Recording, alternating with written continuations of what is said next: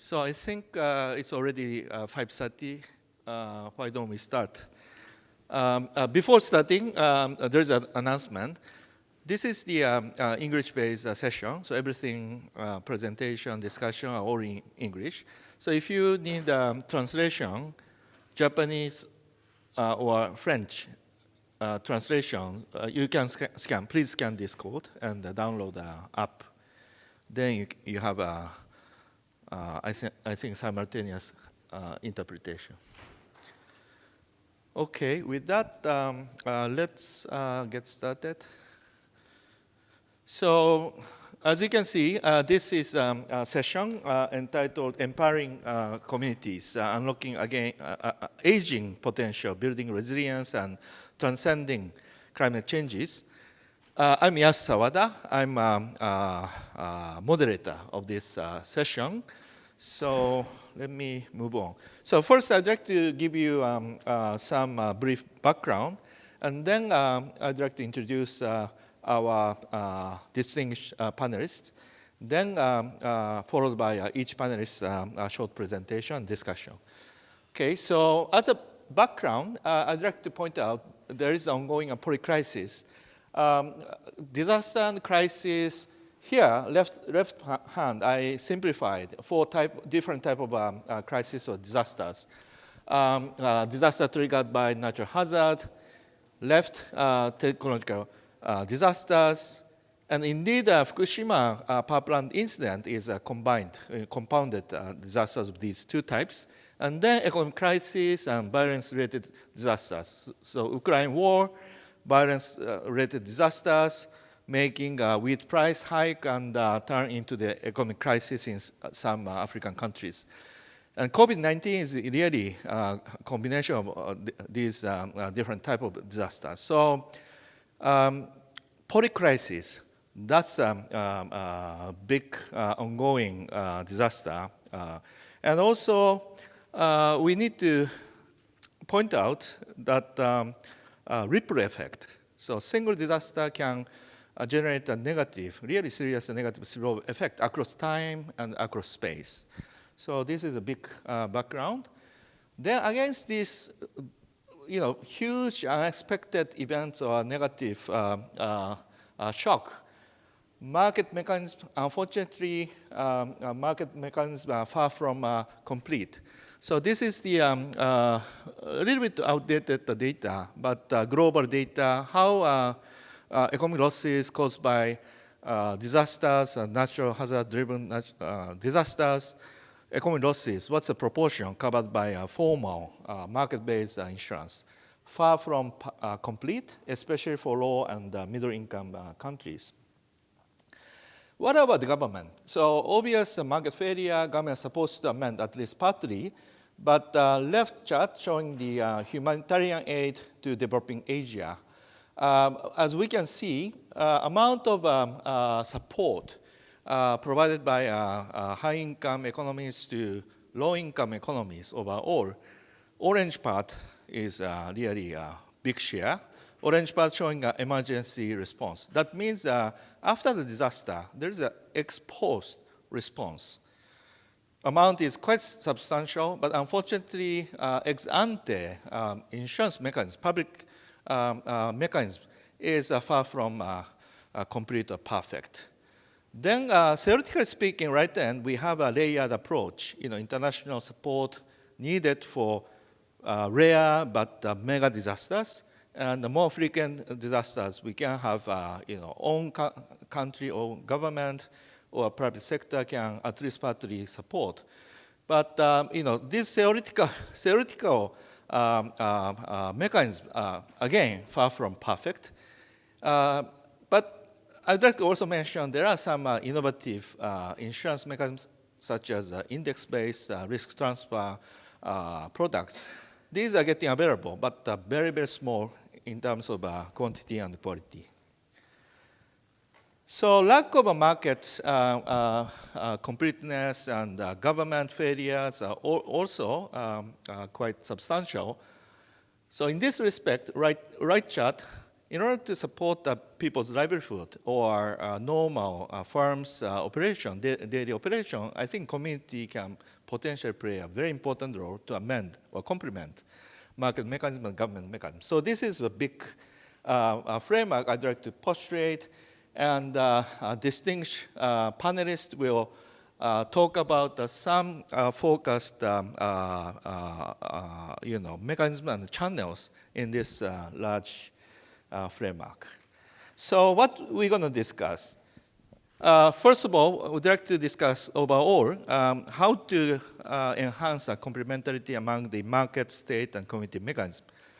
And secondly, especially, although I pointed, natural hazard-driven disasters and technological disasters, economic crises, and conflict-driven disasters, but emerging big disaster is aging, super aging, especially in Asia and developed economies, and also climate-related shocks.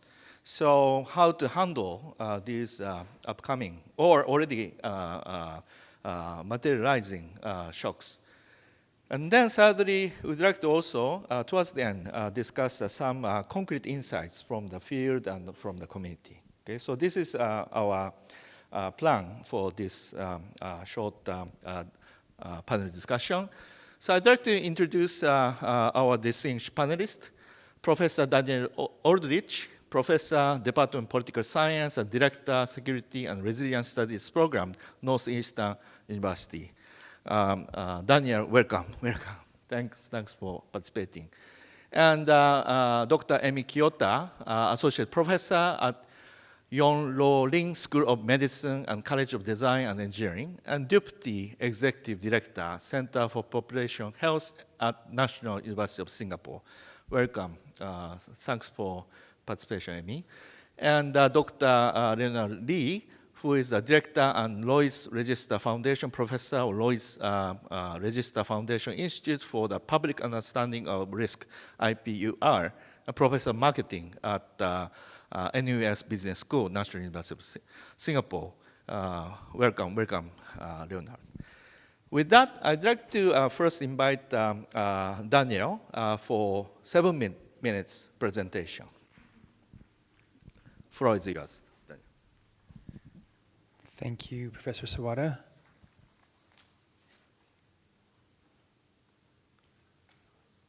Great. I've put out my email address and my Twitter handle in case you want to have a conversation outside this room or maybe later on. So Professor Sawada mentioned the idea that we have really 3 mechanisms at work in the world to help us increase resilience and reduce risk. That's the community, the government, and markets. And I think there really is one type of space or place in our societies that already exist that are really under-recognized and underutilized. I'm going to call these social infrastructure. Social infrastructure can be divided really into 4 main categories. The upper right-hand image is of a park. They're called linear reserves in Australia. They might be a dog walking park or a playground. Maybe you play cricket someplace with your kids or some other kind of outdoor space. So we have one category of parks. We also have community spaces, community centers. And my colleagues will be talking about some of those both in Singapore and in Japan. These are open to everybody. You can walk in and walk out. There's no fee to use them. The bottom left-hand corner are religious worship places. Mosques, temples, churches, shrines, gurdwaras.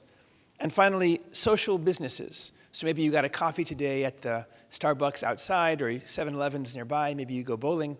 So these 4 types of spaces exist in every kind of society, developing to developed. And we often think about them only in the last moment. I've got to go play someplace, I need a library. But I'm going to argue that they're incredibly powerful tools in the space of disasters and resilience. And our lab has been working for several years now to measure what impact do these kind of spaces and places have on our society. The most interesting aspect that we've found is a library, a park, a pub. These aren't just spaces to meet with friends. They're spaces that enhance our bridging social capital. There are different types of ways to connect to people. We call them bonding, bridging, and linking ties.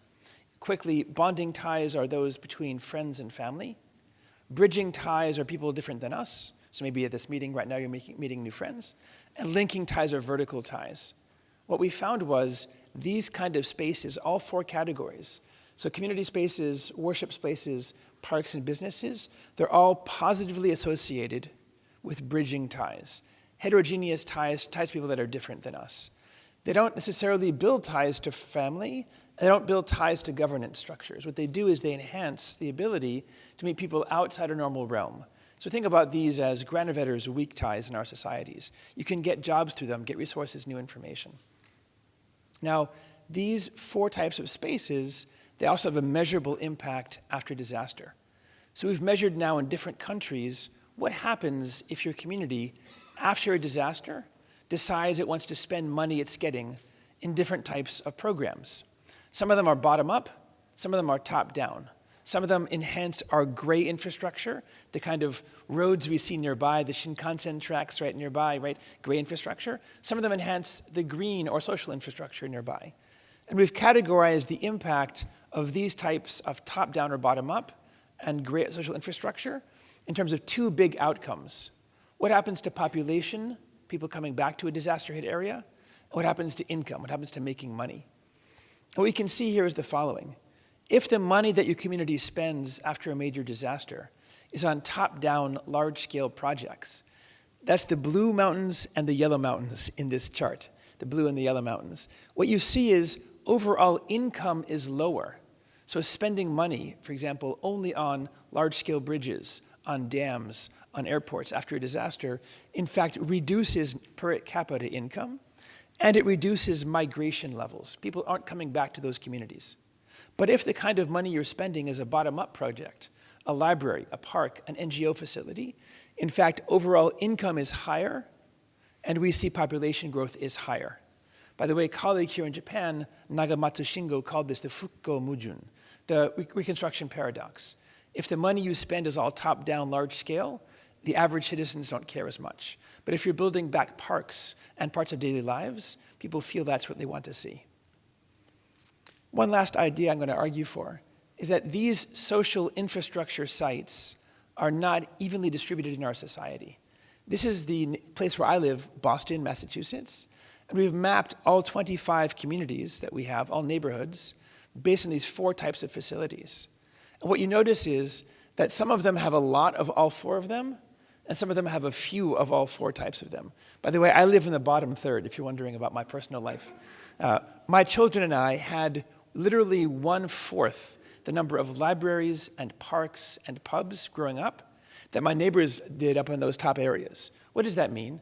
It means if a progressive city in a blue state like Massachusetts can have this level of inequity, probably whether it's here in Japan or in developing nations or even other developed countries, probably most cities around the world have not given every community the same access to these kind of projects. What does that mean? It doesn't just mean that people have less time to go play or fewer playgrounds. It also means, as Rav Chetty has shown in his work, that we're building fewer connections to people who can enhance our lives. We're building less resilience with fewer ties. Thank you. Thank you. Thank you very much, Daniel. In order to enhance community mechanism, appropriate social influence design and space design, that's very critical. Okay, so now let me invite Leonard to talking about aging disaster. Okay, so the floor is yours. Forward. Yes. Okay, good afternoon. Thank you so much for coming to this session, and thank you, Professor Sawada, for inviting me to join the panel. Okay, so from NUS, from IPUR, Institute for the Public Understanding of Risk. For those of you who are curious about the Institute, please do visit our website to find out more about our programs and initiatives. Okay, so today we're going to talk about aging. And so aging, okay, so I'm going to shamelessly tell you that yesterday was my birthday. And so aging, so aging is a thing that is very close to my heart, right? So yesterday was my birthday, and I'm also the main caregiver for my elderly parents, who are 78 and 79 respectively. But I'm going to impress upon you that aging is not just my problem or my parents' problems. It's actually all of our problems, and to some extent, we have a responsibility towards the society to collectively address this issue of aging, right? And so many of us are more than familiar with the increasing lifespan that everyone in the world is experiencing. So we can see that from 1950 to 2020, we've actually lived longer for about 20 years, right? So that's quite impressive. But at the same time, some of you may not be aware that there's also been a decline in the fertility rate, right? So from an average of 5 children per woman, right? So that has actually reduced dramatically to only 2 children per woman, right? So together, what these results, when juxtaposed together, is showing that there is an increasing size and proportion of older people in our populations, and clearly, these are problems that are very well acknowledged. So for example, in a recent report released by the United Nations, right, some of the notable quotes include: older populations are rapidly growing everywhere. Number of people aged 65 years and above will more than double to 1.6 billion between 2021 and 2050. And also, aging touches all parts of economies and societies, as highlighted by Professor Sawada, right? So, while this issue of aging is actually exacerbated when we consider the gap between lifespans and health spans, right? So by health span, what I mean is the number of years in which we are actually healthy. As you can see, this gap is actually quite substantial. So that means that in Singapore, for example, in the last 11 years of your life, you are actually living in sickness, right? So the question is, what do we do about this? What do we do about this? So I'm going to share an initiative that we in Singapore have actually embarked on to address this issue of aging head-on, right? So this is the Queenstown Health District at Queenstown project. So essentially think of the Queenstown area as a living lab that we have actually started, right? Where we're going to test different interventions, different policies in order to promote healthy and meaningful longevity. Right, so essentially, Queenstown has a population of slightly less than 100,000. So 22.3% of the population are aged like 65 and above, and 78.8% of individuals within these housing estates live in public housing. Right, so this is kind of like a community that Singapore projects its population to be in the coming years. Right, so in this initiative, we have 4 main objectives. So we like to increase healthy longevity. We want to enable purposeful and meaningful longevity. Importantly, one of the key pillars of this project is that beyond physical health and psychological or mental health, there is a strong emphasis on social health, right? So, speaking to what Daniel said about like social infrastructure and capital, right? So how do we create spaces and how do we create activities to increase intergenerational bonding? And finally, how do we create a place where people can grow old in, right? So where you do not have to spend the last years of your lives in like nursing homes and hospitals and so on, right?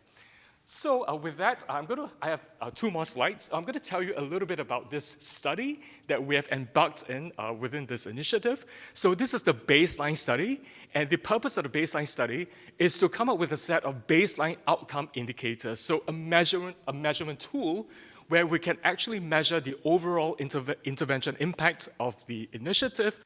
And basically, we want to take a pulse of the community, right? So we want to know how people are thinking about aging, their needs, their wants, their aspirations, and so on, right? And so we use a multi-method approach, right? So we have longitudinal surveys, we have interviews, and importantly, we also have focus group discussions to really gain more insight into the underlying psychology and the motivations that people might have for their answers, right? So without further ado, I would like to share some very, very recently uncovered preliminary results that we have collected from the first wave of our survey. And the sample size is 5,224. So that's the number of people from whom we collected data in the last 1 year, right?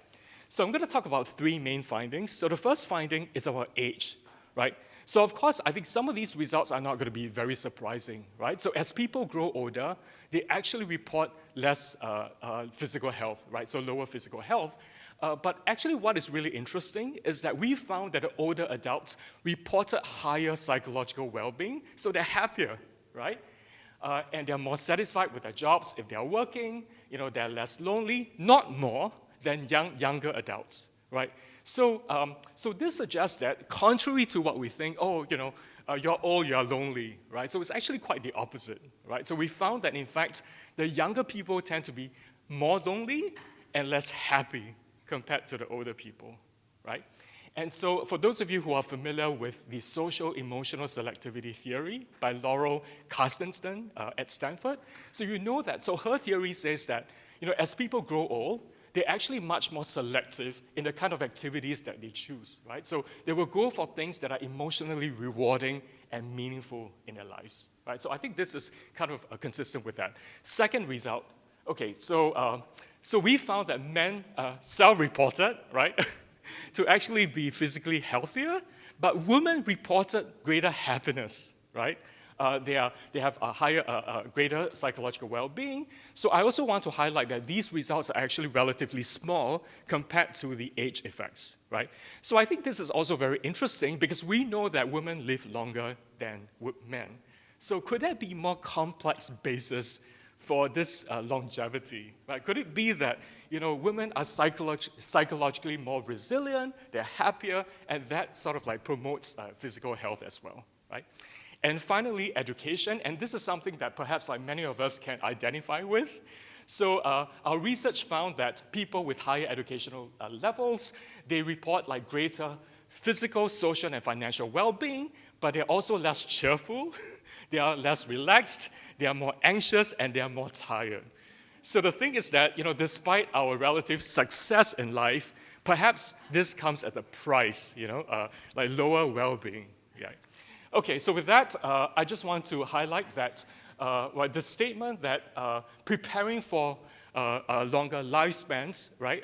So it's not just about saving money, right? So it's also about social interactions, and it's also about evidence-based research that really inform us like how we can actually prepare for an aging society. Thank you very much, Leonard, for sharing a very intriguing findings from Queenstown. And according to your finding, Leonard, you became 1 year additional happier. And so happy birthday, happy birthday. So now let me invite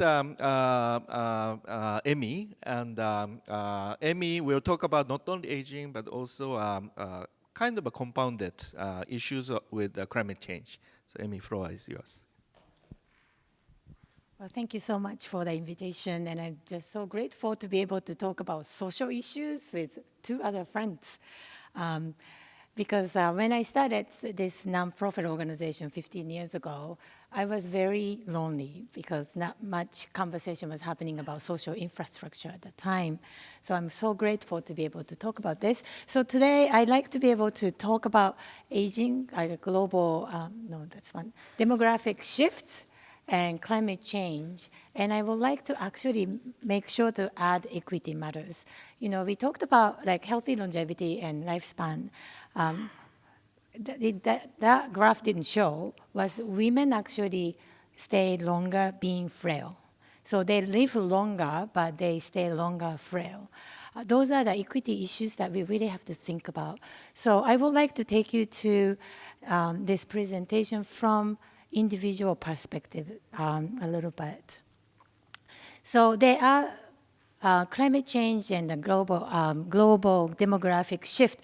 People talk about physical infrastructure change like housing and all the other infrastructure, but we really need to think about social infrastructure. And a lot of discussion about resilient hub, how to create the hub that is going to provide people to evacuate and to learn about climate change issues.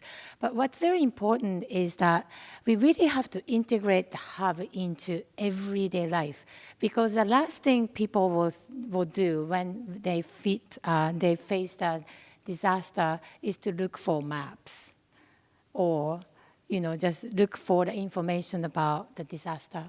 But if it's part of the everyday life, if we can just bring that resilient hub as a part of your everyday routine, it could be a part of supermarket, it could be a job creation, it could be a community places, that actually is much more effective.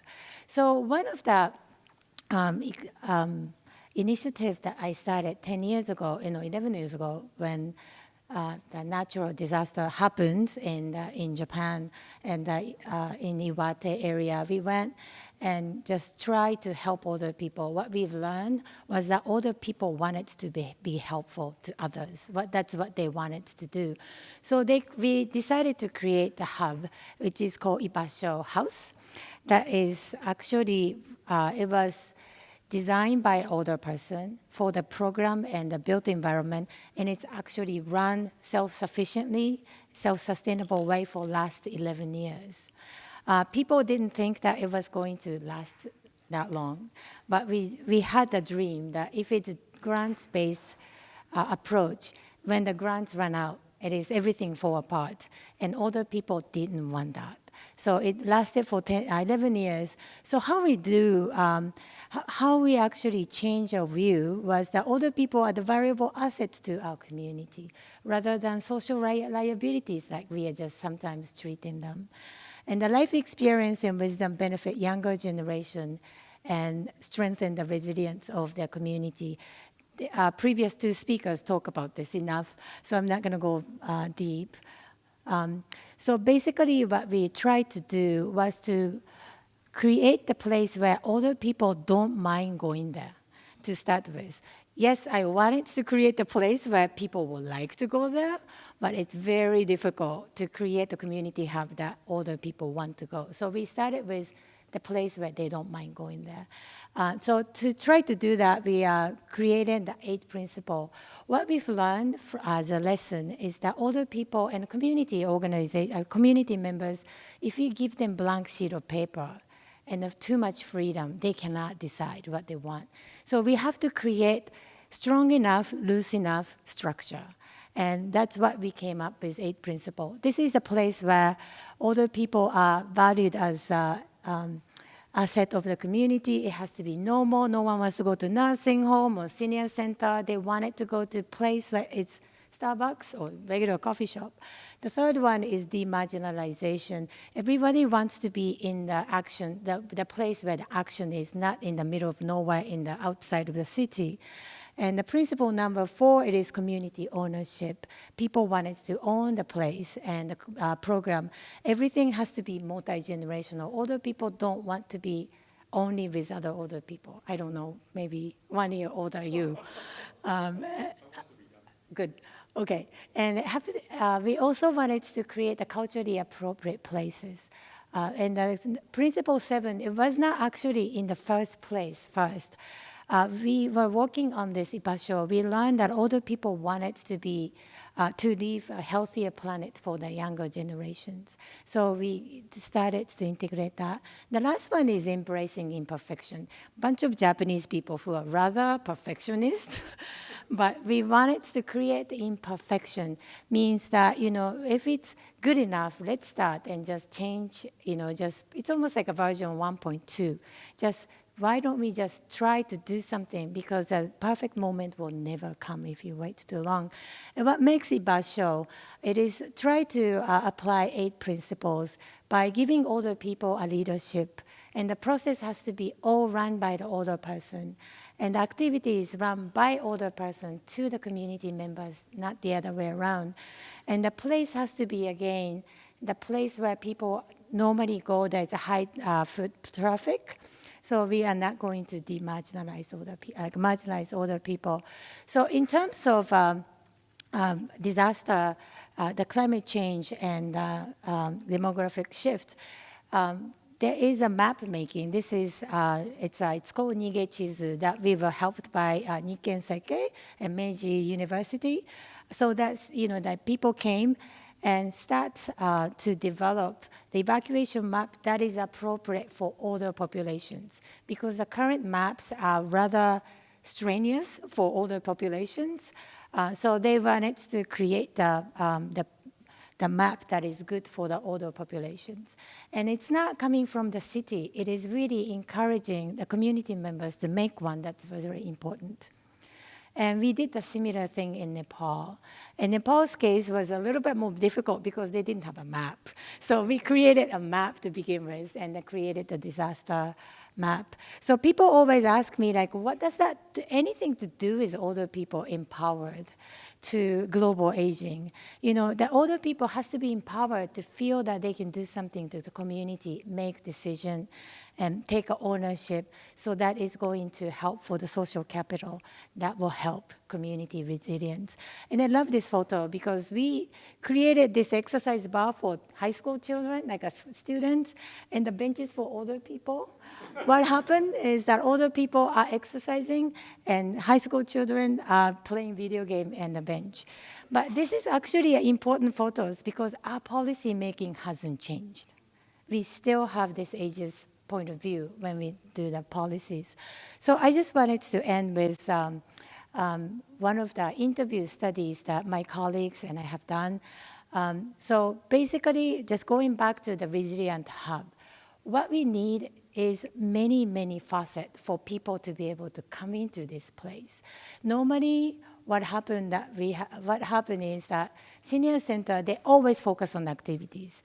Ibasho lasted, and its community member own it because they have more function than activities. That is a place where people bring food, and they actually visit their friends in Ibasho because it's comfortable, and that's where the people share and sell things, and they come and use the toilet or printers. And, you know, just important thing is they are part of the operations. So again, learning after 11 years of self-operation, I think one of the key is that just give people opportunity, like easy opportunity to be engaged, so that they can actually engage in other ways, any part. So these are the photos that come from Ibasho. But I would like to share my learning at the last. So what I've learned was that we always talk about creating community. We cannot create community for the community members. We really have to create enough room for people to negotiate, to create their own space. And what is the extent of our role is something that we have to think about. Thank you. Thank you very much, Emi-san, for sharing insights from Ibasho. And I think we are doing extremely good in terms of time management. So why don't we come forward and having each panelist really insightful discussion. I'd like panelist, what do you learn? Maybe one most important learning from each participant, and particularly focusing on, we talked about a lot of somewhat abstract, discussion, but how these theories transform into practice. What kind of insight did you learn from each panelist? So starting from Daniel. So it's a fantastic panel. These are fantastic projects. So for me, both the Queenstown Health Project and Ibasho embody the idea of social infrastructure. These are places that are created by the community, for the community. I would add words we didn't use yet, like stewardship and co-production. These are very fancy ways of saying what we've said already, which is that their community members are designing these programs for things that they need rather than being told from the outside. And I think also both of them are working well because these are multiple benefits, right? It isn't that one thing is going on at Ibasho or one thing is going on at Queenstown. We have exercise programs, we have yoga, we have the cafe, right, for the people nearby. So the number of ways these embody social infrastructure is myriad. So I would say for me, really the most important thing is it's possible to build these. And I guess the other thing you see is these are projects that are happening right now. So in whatever community we live in right now, it is possible to enhance our social infrastructure. Oh, me? Okay. So I actually have so many reflections, after hearing all these wonderful research and so on.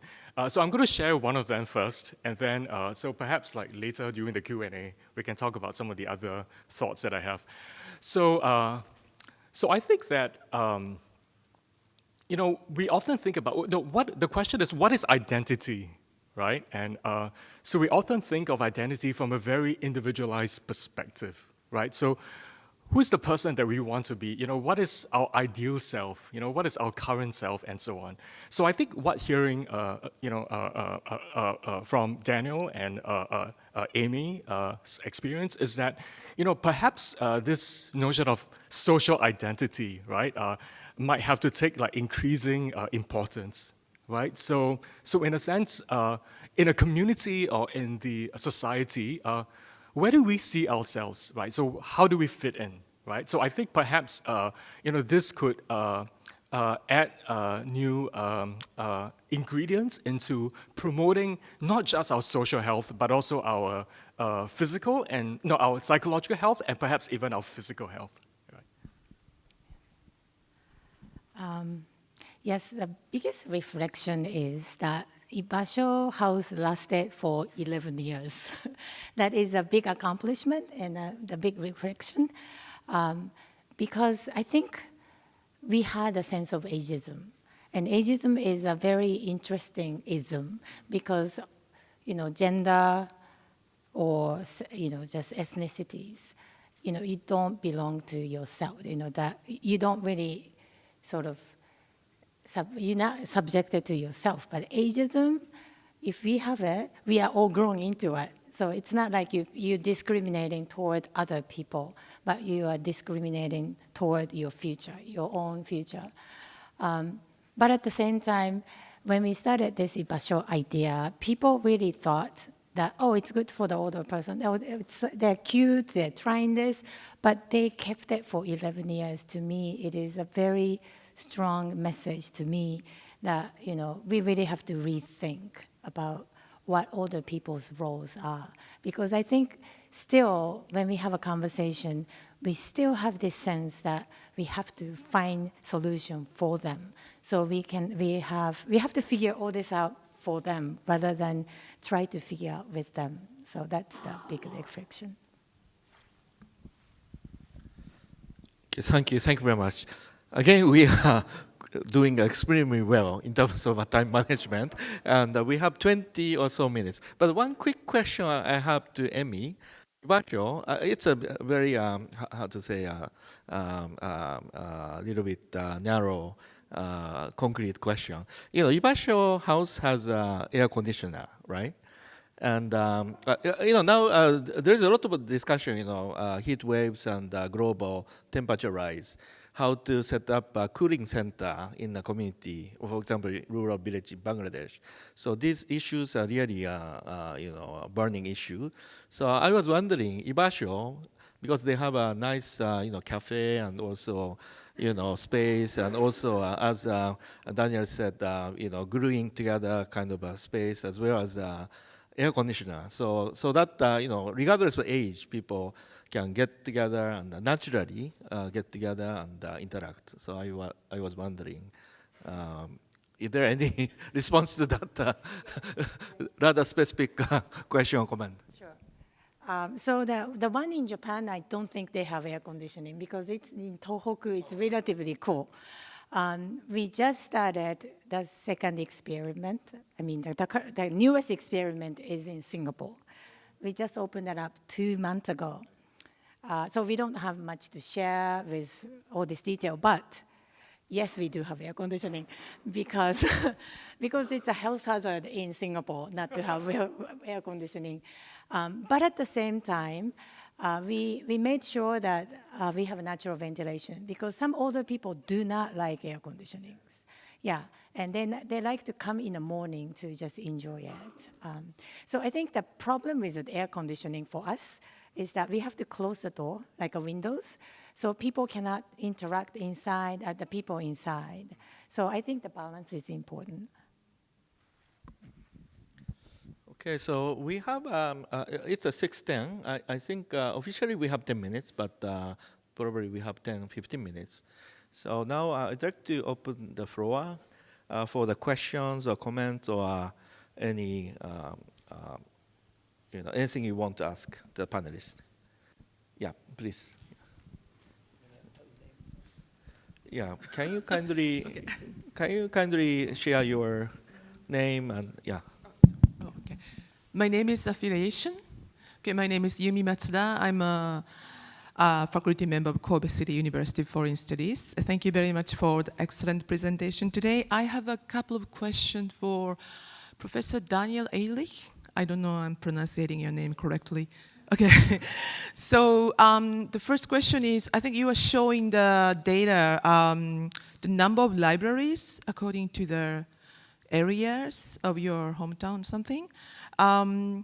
Actually, I have seen a library, very nice library in Hyogo Prefecture, but nobody's using because of the proximity. I think the location is very important because sometimes people have to pay a transport to reach the library. So even if the number is sufficient, maybe in the proximity, you know, there are from people to access it.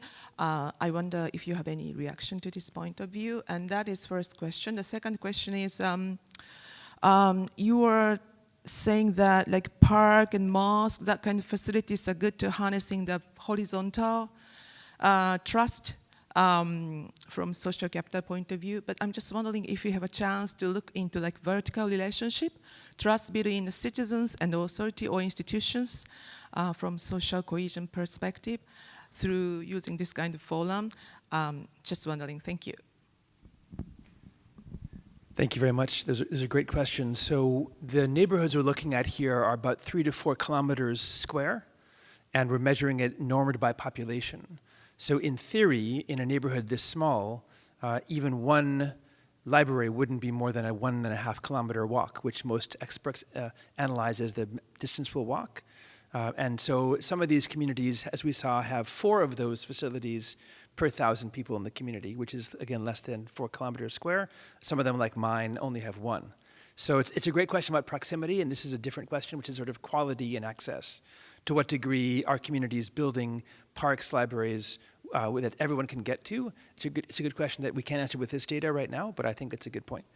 The vertical relationship data, we haven't found information that shows us that these kind of facilities build trust and ties to government officials, perhaps because many of them are sort of not really government agencies visibly there. So for example, if you go to a park, you don't necessarily see someone from the local, whatever, government agencies. You go to a library as well, even though often libraries are funded by local funds, you don't necessarily see evidence of that kind of government intervention. So actually the data that we have in our study shows no measurable impact on vertical ties and trust.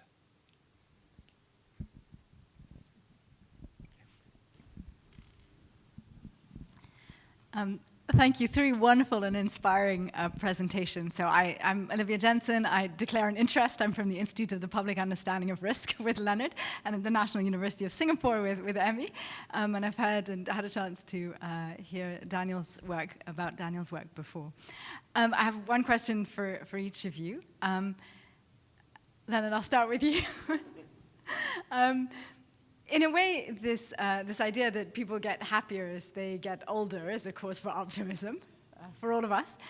But is it possible that it's more of a cohort effect? Is it possible that it's people who were born in the 1960s who are just happier than people who were born in the 2000s? And I know it may be difficult to say anything from the data at this stage, but I'd just be very interested in your reflection. Emmy, I wonder, you mentioned briefly that you've also done some work in Nepal, and of course now you're setting up the center in Singapore.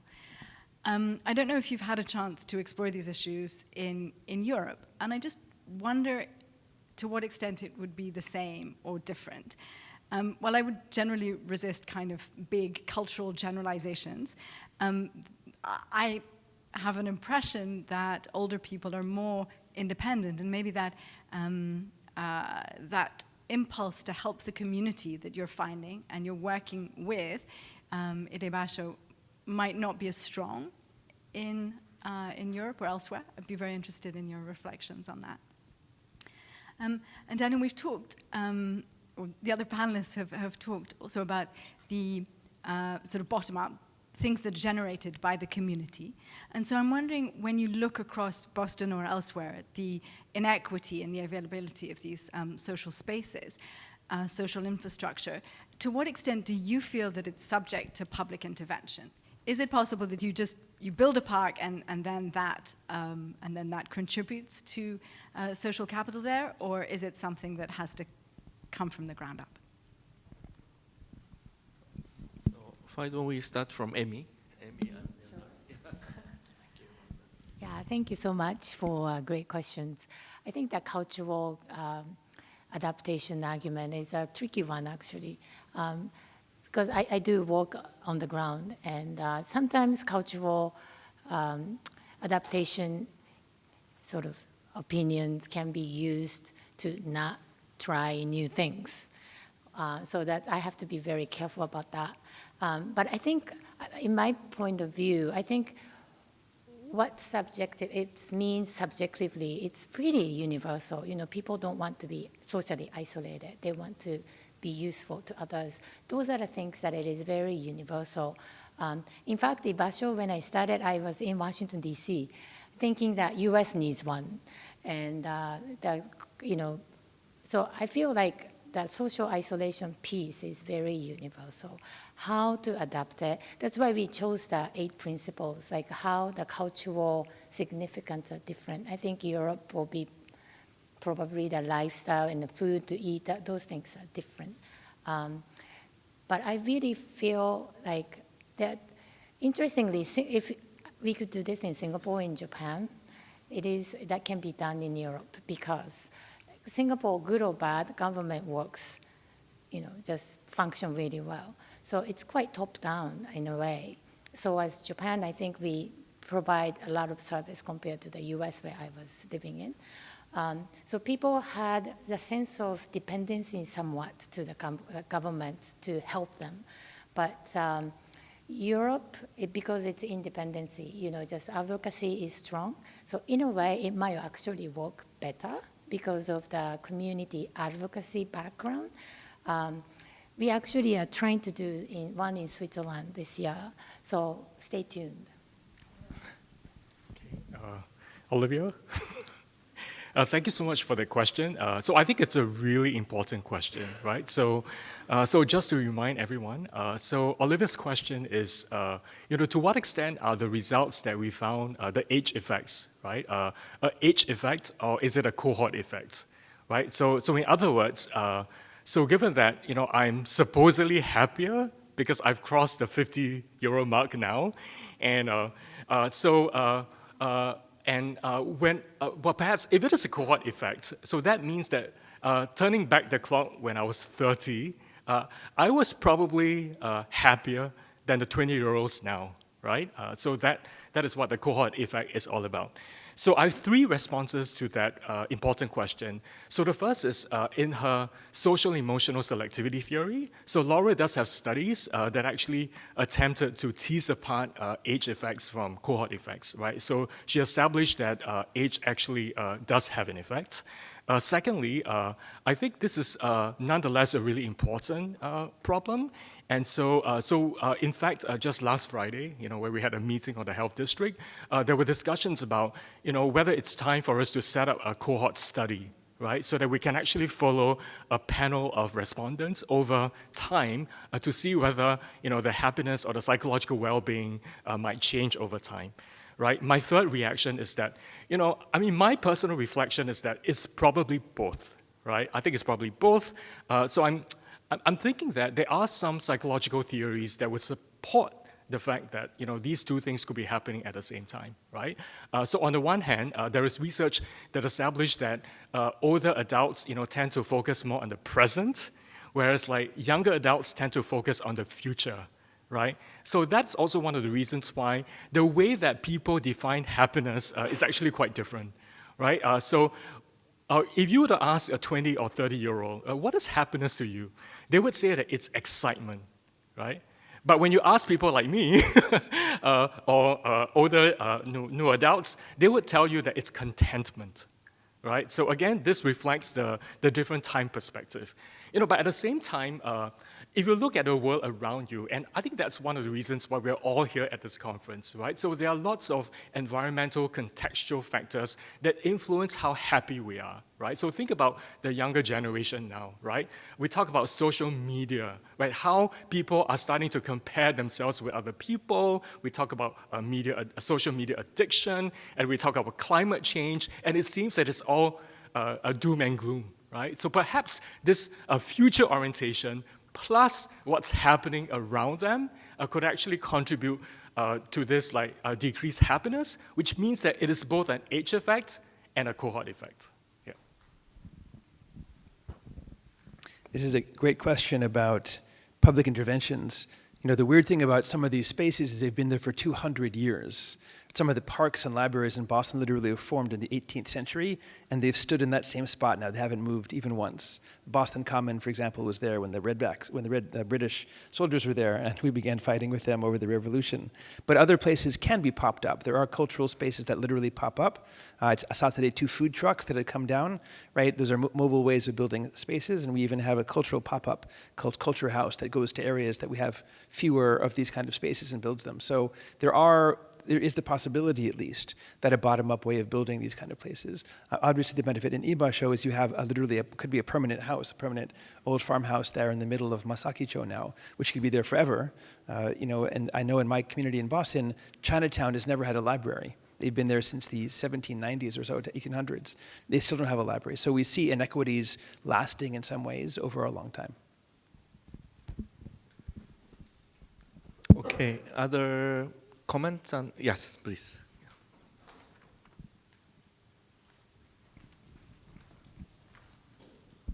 Thank you. Hello. My name is Alexandra Kalin. I'm a development specialist at the bank. I'm coming from Romania, so although it's part of Europe, I have to say Europe is very different in terms of culture.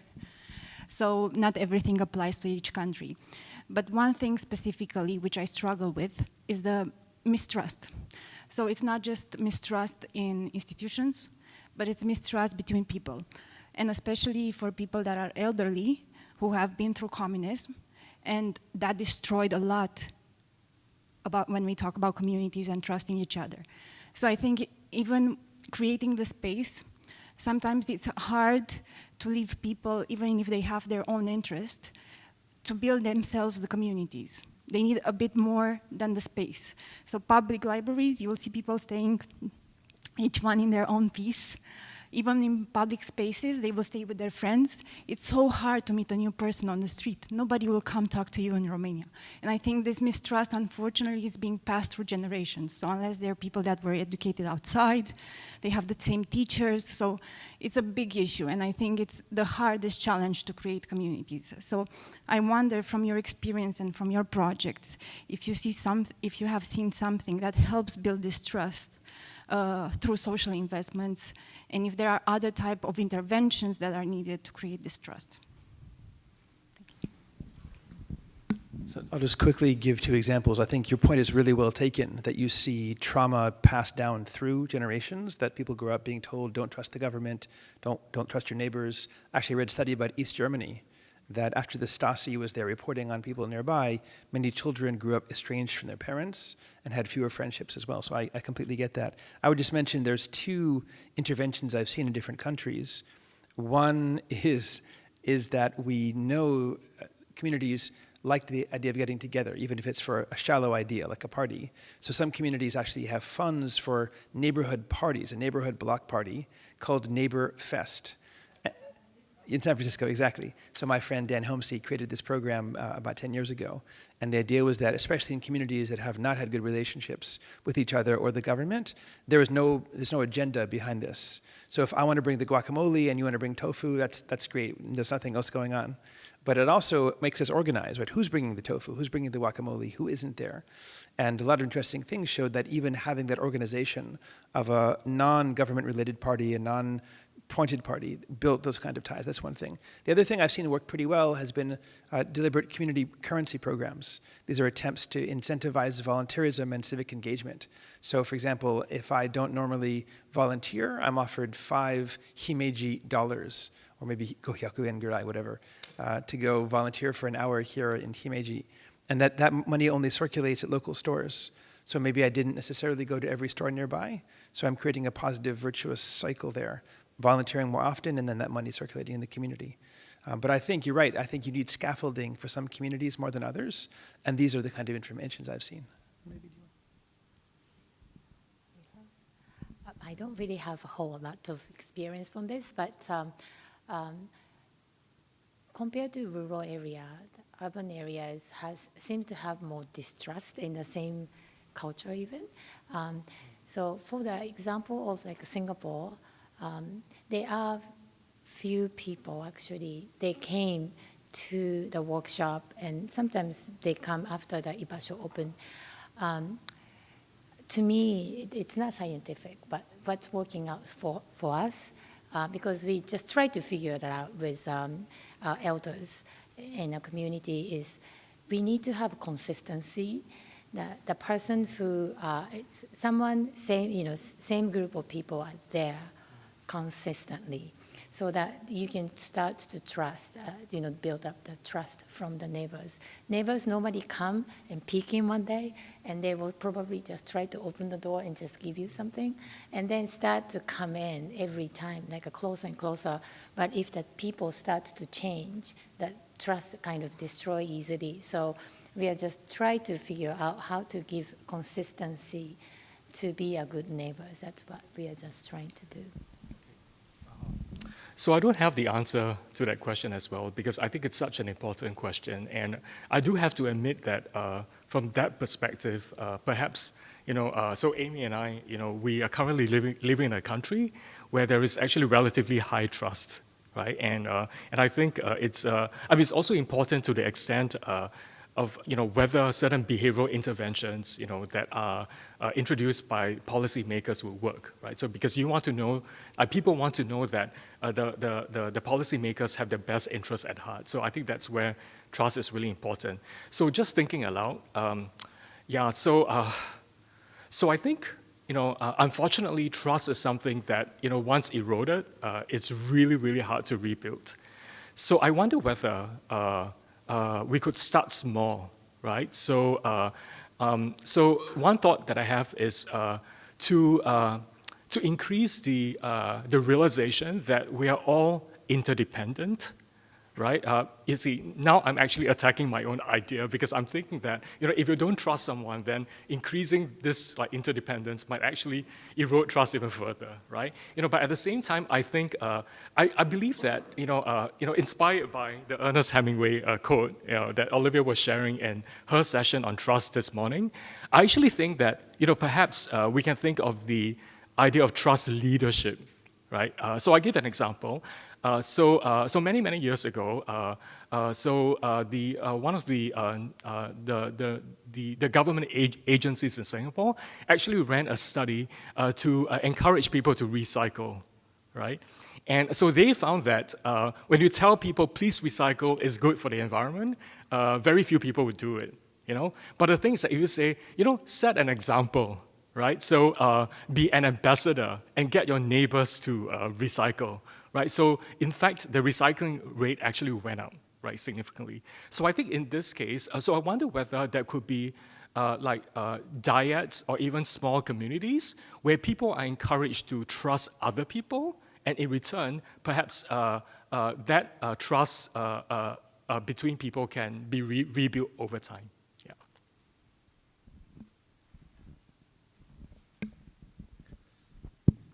Yeah, I think that's such an important question, and I'm a hard-boiled economist, and behavioral economists and experimental economists to conduct experimental games, a trust game and public goods game, to elicit objective level of mutual trust. And there are many studies, and one study I just reminded was experimenting Bosnia. After the civil conflict ended, most high school was intentionally designed so that Muslims and Catholic learn together within the same classroom. Then comparing Muslim-only school and Catholic-only school, there is a substantial, higher level of trust nurtured by this physical setting. So I think this is a very simple example, but I think carefully designed physical space and social infrastructure can naturally, build up social capital and mutual trust. I think, having said this is a really important issue, and we need more study and evidence. Yeah. Other, running out of time, maybe last question, yeah, please. Thank you very much. My name is Keiko Sakoda. I'm a senior disaster risk management specialist from the World Bank, together with Sandra. So thank you so much again. Very interesting. I mean, because most of the session that I attended talked about how the government invests in, public goods and social goods. But I think all of your presentation were talking about individual or community level or driven approach.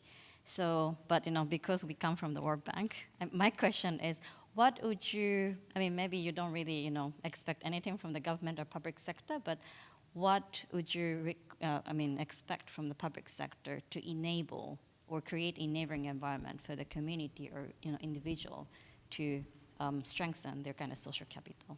Thank you. No, you go first. No. No. Public sector. So when I think about the public sector, I think about civil societies, I think about nonprofits. And so I think, just a very quick comment before I pass to my other panelists.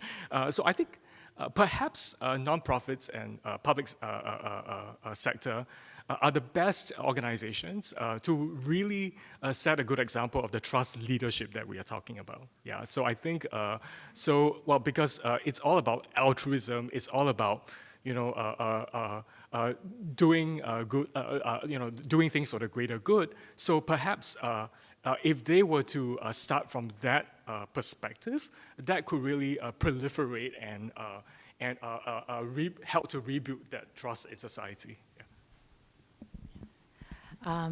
This is really based on my experience, so it could be skewed toward one way, but I think the local government level, if the local government level of officials and, just the whole thing has to be done systematic way, by the way. Everybody has to change their mindset at the end of the day. I think we have to change the way we view older person and aging. And the government can take leadership of that. But the problem is government will just, let's say, try to create ibasho. I would love to be able to have support from the government sector to kick off this initiative together and give a little bit of lift for people to start. If it's a space issues or, architecture, people can actually come and design. That kind of help is needed in a way, but they shouldn't run this thing. So it's hard. I needed to tell some city mayors. He said, so how can I help you? I said, I think staying away from this after opening and just try to make maybe grant available that, the community members can work on it to make it, just to apply for grants so that they will get the money, but it is not automatically. Because if we have funding to run organization like Ibasho, I think the spirit's going to disappear because their spirit will probably turn into, we have to spend this money every year. We do this all the time. At the end of the year, we have to burn all this budget. But, because I think the government can actually be a resource available when it's needed. I think that's very important. So just, I guess, 3 broad areas. One would be do no harm. I can give a lot of examples. I escaped from Hurricane Katrina in 2005, and the government thought they were helping by putting people on buses. But that meant they separated people from their families and their children and their pets and their doctors, just like in Japan in 1995, the Kobe earthquake had the Kodokushi, the lonely deaths. So the first is do no harm. Are you having programs that you think are helping people, but in fact are doing the opposite, like individual relocation rather than group relocation? That's the first thing.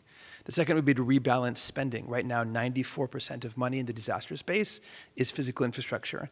And no offense to any of the sponsors if you're in the room, but if you look downstairs at the kind of people that were downstairs, these are satellite systems and GIPSs, and they're shiny new systems, and this is, I didn't see anything about community there. I didn't see anyone from the community here in Japan at all. Everything was about, large-scale corporations and government stuff, so that's very nice. But again, 95% of the money we're spending right now is on gray infrastructure, and 5% at most is on social infrastructure. And that's true in Japan, Australia, and America. And finally, would be taking co-design and co-creation seriously. To what degree does the World Bank or the IMF or the ADB or these other organizations that spend a lot of money in this field, to what degree are citizens and residents actually on these committees and decision makings? It's usually after the fact. We've decided to do something for you, now come to our meeting, I'll tell you about it. That's not really co-design anymore. Co-design would be you ask a citizen to sit on the design committee with you as you're building a new post-disaster Masakicho, and the citizen says, we need a ibasho, what can we do about it? Not to be told about it. So I think taking those three principles, doing no harm, rebalancing, and co-design, that might give us some use for those government systems. Okay, thank you very much. We had such a lively discussion, and in closing, I think I learned a lot, and I have two take-home message. Number one is, proper designing, inclusive designing of social infrastructure from a bottom-up approach, and also mutual kind of insurance across the age, across the space. That's very important. And World Bank, funding agency for infrastructure, I think that community center feature can be nicely incorporated. Number two, I think field-based research, rigorous research is very, very important. We can learn a lot. Queenstown and Ibasho and Boston, we learn a lot from the existing ongoing best practices. So these are two my take-home message. I hope you had a good learning and also have a nice evening. Thank you very much. And join hands to the thank you very much. Thank you very much.